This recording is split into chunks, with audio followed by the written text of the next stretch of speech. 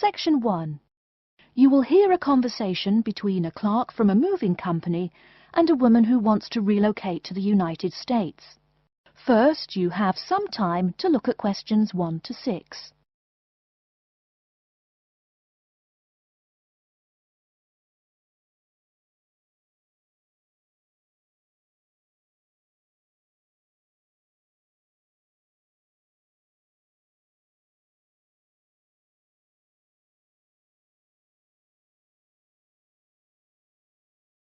You will see that there is an example which has been done for you.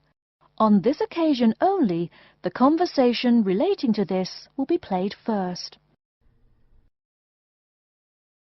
Good morning, ma'am, and welcome to Australia's Moving Experience. How can I help you? Well, I hope you can help me. I'm so up in the air right now. Just calm down now. Let me guess. You're moving and it has you a little confused. That's it exactly. You see, I'm relocating to the United States next month, and I'm having a hard time getting organised. Here, fill out your name and address and let me ask you a few questions. Oh, what should I call you? My name is Jane Bond. The woman says that her full name is Jane Bond, so Jane Bond has been written in the space. Now we shall begin. You should answer the questions as you listen, because you will not hear the recording a second time. Listen carefully and answer questions 1 to 6. Good morning, ma'am, and welcome to Australia's Moving Experience. How can I help you? Well, I hope you can help me. I'm so up in the air right now. Just calm down now. Let me guess. You're moving and it has you a little confused. That's it exactly. You see, I'm relocating to the United States next month, and I'm having a hard time getting organised. Here, fill out your name and address and let me ask you a few questions. Oh, what should I call you? My name is Jane Bond. OK, Jane, first of all, what's your work phone number? In case I have any questions about things. My work phone is 9463 550. But please try not to call me too often there. My boss hates personal calls. So does mine, ma'am. So does mine. And what address should we ship your things to? My new company is letting me stay temporarily at 509 Clark House. That's CLARK, 1137 University Drive in Seattle. Seattle? Beautiful city, I hear. Mountains right beside the ocean almost. Cooler than Australia, too. OK, and when should we come pack your things? I guess that would be on Monday, March 11th. Do you want any help with an after-packing clean-up? We do that for a small additional charge. Yes, that would be helpful. I promised the landlord I'd give her the keys back by 5 p.m. on Thursday the 14th. Great. We'll just schedule the clean-up for that day. That way, the place will smell clean and there'll be no dust. Well, you do think of everything.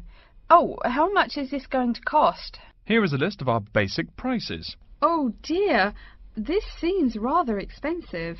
Yes, ma'am, but you're paying for the best. We're careful and we're fast.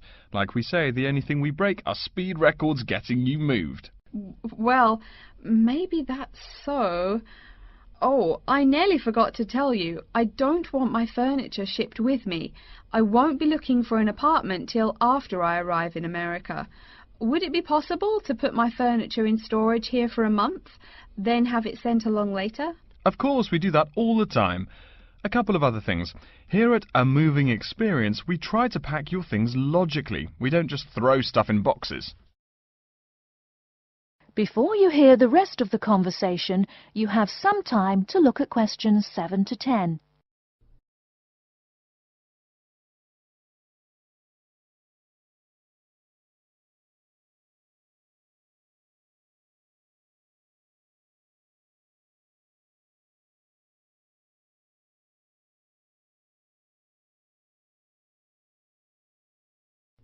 Now listen and answer questions 7 to 10. Do you have any special requests? You know, things you want packed in some special place, so you know where to find them. Like what? Oh, I don't know. Things like dishes, maybe. Not to be rude, but you look like a lady who likes to eat. Ah, yes, I need my dishes and things where I can find them quickly. Great. We'll put those dishes and cutlery in what we call the emergency pack. Can you think of anything else? I do have an antique tea kettle my great-grandmother gave my mother. I wouldn't want to lose that. So I guess you'd better put that in storage with the furniture. Grandma's tea kettle with the furniture. Got it. Say, how about things like your alarm clock? You don't want to miss your plane on the big day, right? Well, you certainly think of everything. Yes, that's right. I'll also need my alarm clock where I can find it. Fine, we'll put that in your personal package. And of course, we'll give you a list of where we pack everything. So all you'll have to do on Thursday the 14th is grab your luggage on your way out the door. I couldn't help noticing the new CD player you're carrying. Is that a Samsung? Why, yes it is. One of their best. Cost me nearly $100, it did. Do you want to take special care of it? I mean, it's brand new.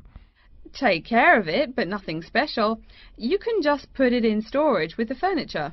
That looks like everything we need here. I guess you're all set. That was certainly quick. Thank you, young man. This has been a most moving experience. That is the end of section 1. You now have half a minute to check your answers.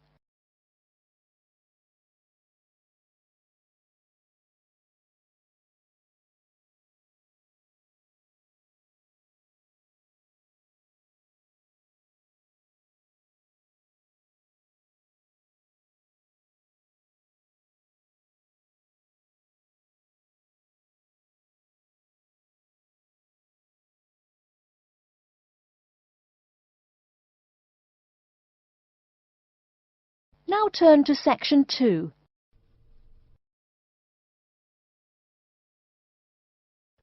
Section 2. Good morning, everyone. I'm John Smith, the General Practitioner of London Fields Medical Centre, and I'm very glad to give you a brief introduction about our practice and some suggestions about how to see a doctor here. Our receptionists are usually the first point of contact and are here to help you.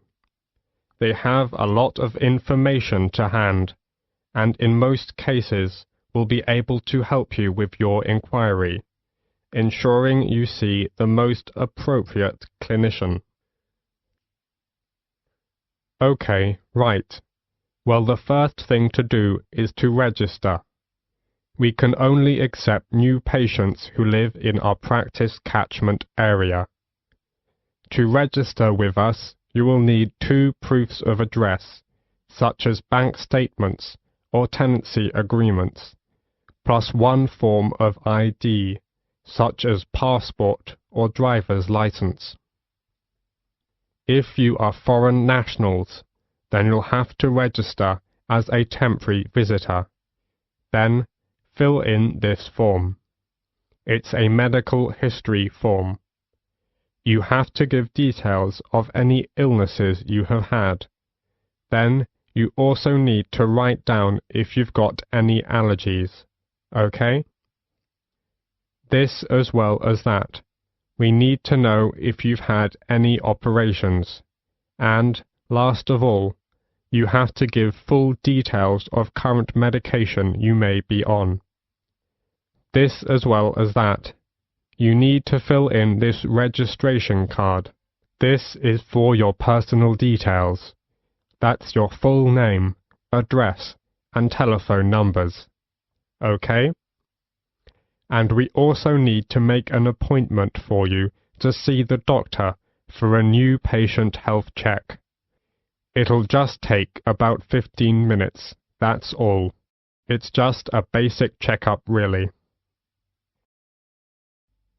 Before the speaker goes on with his introduction, look at questions 15 to 20.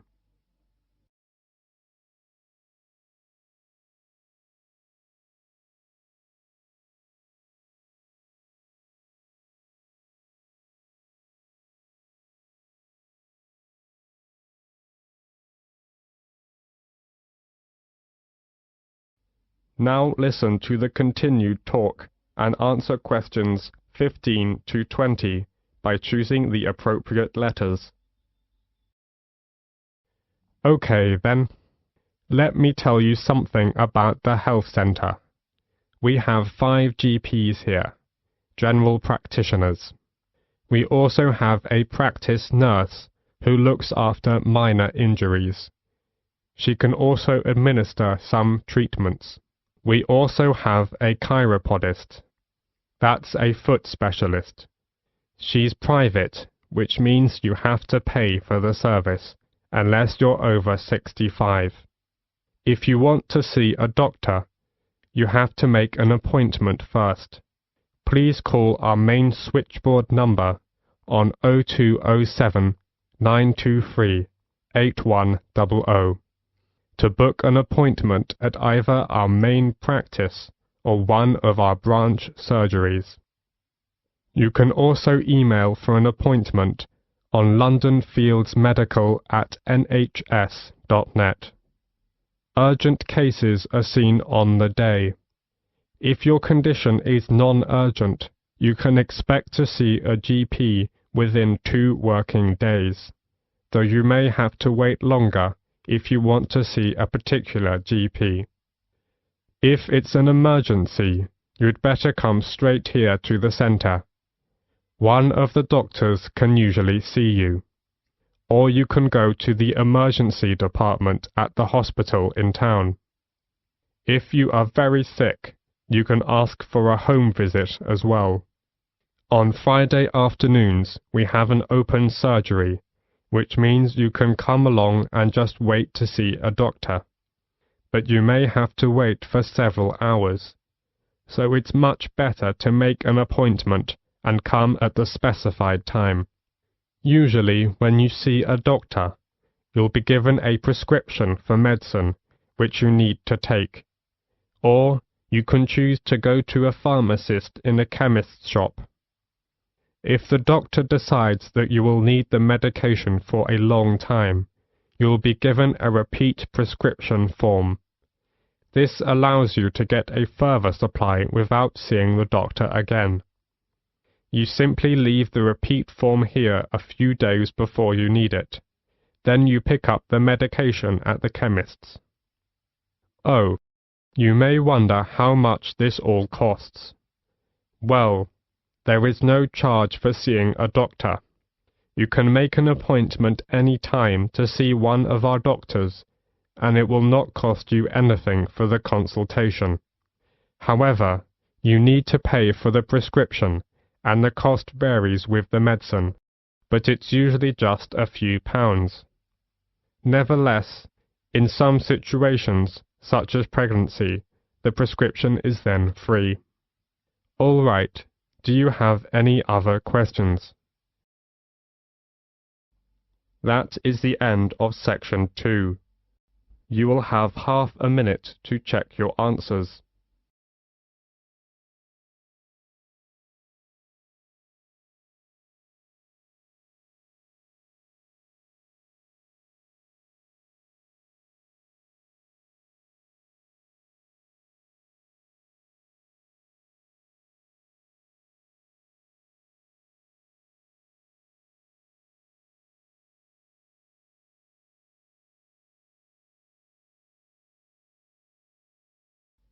Now turn to section 3.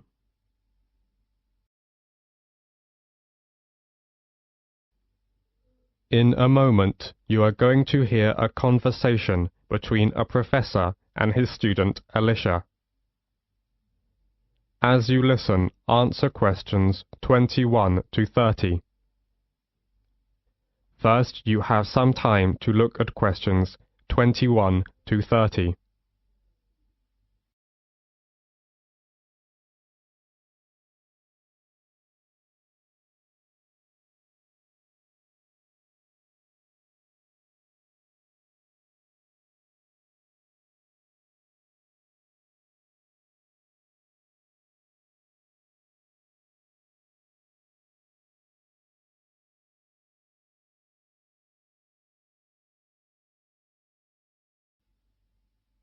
Now, listen carefully to the conversation and answer questions 21 to 30.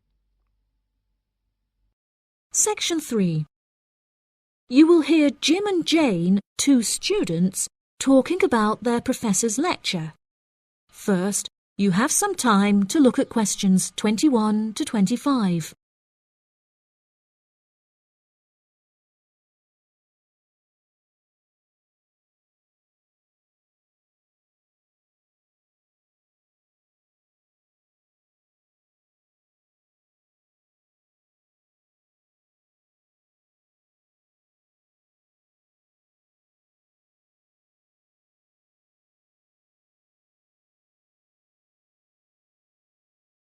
Now listen carefully and answer questions 21 to 25. Jane, what did you think of Professor Morgan's lecture? I don't know about you, but I find it incredibly difficult to believe that light influences the environment as much as he says. I've never seen any journal articles, websites or anything that verifies his arguments. It's stupid.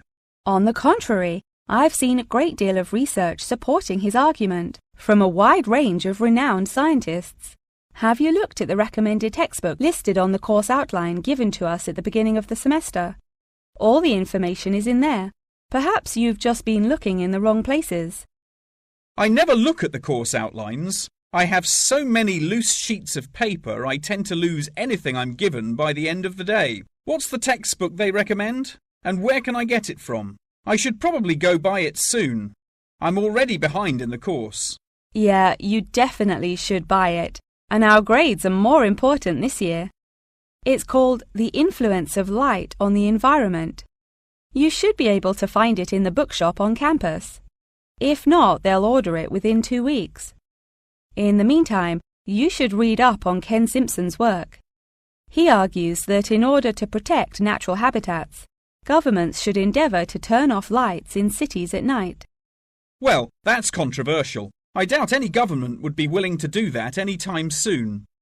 I imagine roads would become quite dangerous without street lighting. For this issue, Dave Kepler suggests they could just replace the existing lights with more environmentally friendly bulbs. They could even install solar-powered lights. That way, roads will be more eco-friendly while maintaining safety. Although I guess they wouldn't be particularly effective in colder countries, especially during the winter. That's quite a good idea, actually. The price of solar power is supposed to be on par with electricity within the next few decades, and it was on the news this morning. I've also heard that, according to Sharon Gray, in countries with more sunlight, insect-eating animals tend to be smaller in size. Since there are fewer insects, and the remaining insects produced a smaller number of eggs. Yeah, I think I read somewhere that sunlight also has a negative effect on the quality of water, but I'm not sure I believe it. In many hot countries, particularly developing countries, there is a lot of water pollution caused by factories rather than sunlight. Nevertheless, Maria Jackson says that in direct sunlight, the surface of the water becomes more translucent. Therefore, it affects the amount of sunlight that aquatic insects can absorb. Not much research has been undertaken to prove Jackson's theory, but it seems to have been widely accepted anyway. I've never heard of that. I'll have to look it up on Google. The only other theory I've studied is Barbara Swallow's study on how declined insect population adversely affects the frog population. Not that I'm complaining. I hate insects, especially spiders. You have arachnophobia? I never would have guessed. Didn't your brother have a pet black widow spider? Yes, he did, and I hated it. It escaped from its cage once, and we never found it. I had nightmares for months. Before you hear the rest of the conversation, you have some time to look at questions 26 to 30.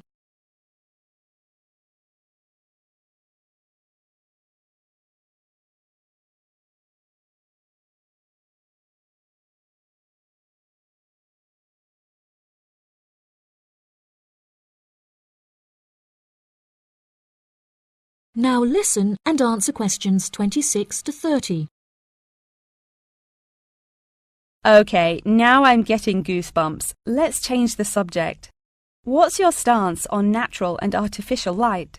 Honestly, I'm not sure it makes much difference which one you use. Species will die out either way.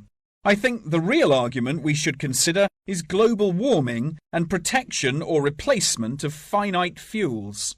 Solar power provides us with an incredible opportunity to replace electricity, and governments should definitely increase spending on research in this field. The theories discussed in our lectures, like Simpson's and Gray's, are so vague and lack proof, so I don't understand why we even study them. I see what you mean. I don't like learning unsupported theories for exams, and I'd rather spend my time learning something else. For example, I'd be much more interested in studying the animals in safari parks than researching migratory birds, particularly the effect of tourists on the quality of life of animals. As we know, every year thousands of visitors will drive in their own vehicles or ride in vehicles provided by the facility to observe freely roaming animals. Yeah, that would be really interesting. Especially those animals living in more tropical countries like Borneo. Following on from that, I want to study how bringing animals over from foreign countries to put in our zoos affects their life expectancy. For example, do you remember when China sent pandas to Edinburgh Zoo? Apparently, one of the pandas became depressed, but it was never explained why. To me, obviously, you can't take an animal out of its natural habitat and put it in a cage on the other side of the world. It just doesn't work. That is the end of section 3. You now have half a minute to check your answers.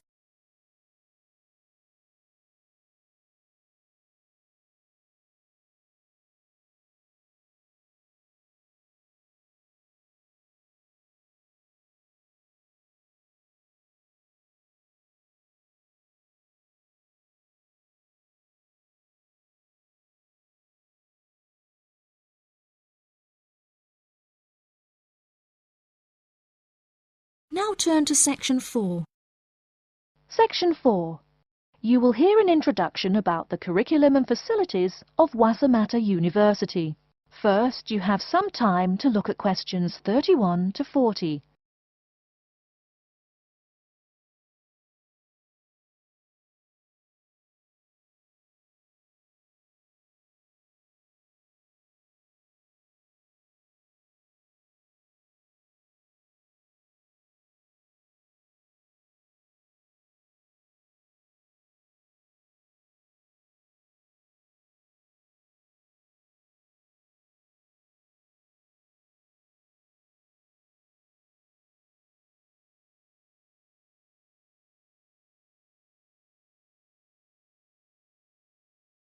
Now listen carefully and answer questions 31 to 40.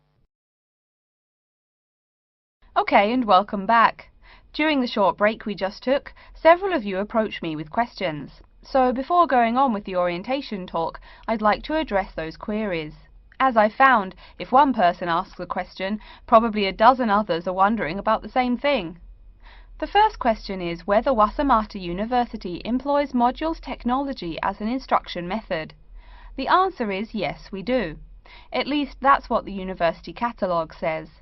If some of you don't understand what modules technology is, don't worry. I googled the word but couldn't find it. Apparently though, it's a method of broadband wireless access. At least that's what an American company's website told me. But again, don't worry. If you need to know something more, your professor can tell you. Another question someone asked me was what tomorrow's workshop on research methods and skills was about. Well, research skills include any method you can imagine for finding and presenting any information you need. That's not just schoolwork either. Writing English, the native language for most of you, and finding a job are also research skills. And yes, those will be addressed in tomorrow's workshop. As you know, Wassamata University is one of this country's premier universities for the study of the dismal science, economics. Some of you, it seems, want to get a jump on their classmates. During the break, half a dozen of you came up and asked me where to find economics tomes. I know it's odd, but this school's library holdings are divided up between two libraries. Economics books are in the old library. If you look out of the window behind me, you can see it. It's the red brick building. Oh, before I forget, you economics types also need a lot of math, am I right? Well, those math books are neither in the old library nor in the new one. They can be found in the math department building. Why am I telling you this? Doesn't the invisible hand guide economists? Maybe it's good you asked. In 2008, that hand shoved most of the world economy off a cliff, didn't it? Now, I realize that most of you couldn't bring a computer printer or a photocopier from home. So I'm sure you're already wondering where you can copy things like term papers, internet articles, and things like that. I have some good news and some bad news. The good news is that there are a number of places you can make copies. These include both libraries and the Student Union building. Now the bad news. I'm sorry to say, most classroom buildings and academic departments do not have copiers students can use. So most of the large buildings you see around campus do not have copiers for students. The copiers there are reserved for professors and office staff. Oh yes, I nearly forgot to tell you. If you need to have printing done, all the copiers available to students are laser printers. Plus, for your convenience, you can pay using prepaid cards. You can get those in the Student Union building. That just covers the questions put to me. If you have more, please see me during the next break at 2:15. Right now, though, I'd like to start to give you a rundown on the various facilities here on campus. That way you won't get lost so easily in the weeks to come. I've been told that this year's incoming class features a large number of married students and parents. So you must be wondering where to put the baby while you're in class. Okay, right now we're in the Student Union building, right? Remember the big doors in front where you all came in? If you go out of the building, you can see the nursery is just on the other side of this building. It's only about 20 meters away. Convenient, eh? Next, we're all from different places around the country. Some of you are from other countries. That means we're pretty likely to get sick during the first months of school as we expose each other to many new viruses. So where's the doctor? Of course, you need to find the Medical Services Centre, which is on the right as you leave the building. Remember, that's the second building on the right. And if you look out of that window, you can see a lot of antenna and satellite dishes on the roof. So that's what we call the Media Centre. Yeah, I know, I think it's confusing too. The Media Centre is next to the Medical Centre. The chairwoman of the journalism school on the first floor doesn't like it when people who wander in there mistake her for a nurse. Chances are you'll have at least one math class while you're here. That red building there, just outside to the left, is the math department building. I know, it looks about as old as the subject of math, but I assure you that the inside is equipped with state-of-the-art classroom equipment, including interactive chalkboards and surround sound in every room. Oh, can you see the back building there? Yes, behind the Media Centre. Quite new, isn't it? That's the new library, just decorated. They're back to back, you might say. If you look just to the left of it at the lower, older-looking building, you'll find the old library. It's nice and quiet, perfect for those marathon study sessions during exam week. Since the weather is so nice, why don't we stop looking at our maps, but go for a walk around the campus? That is the end of section 4. You now have half a minute to check your answers.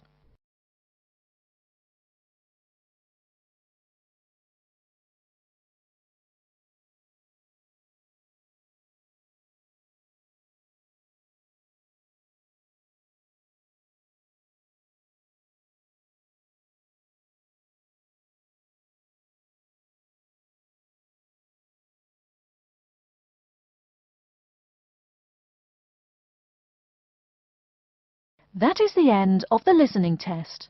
In the IELTS test, you will now have 10 minutes to transfer your answers to an answer sheet.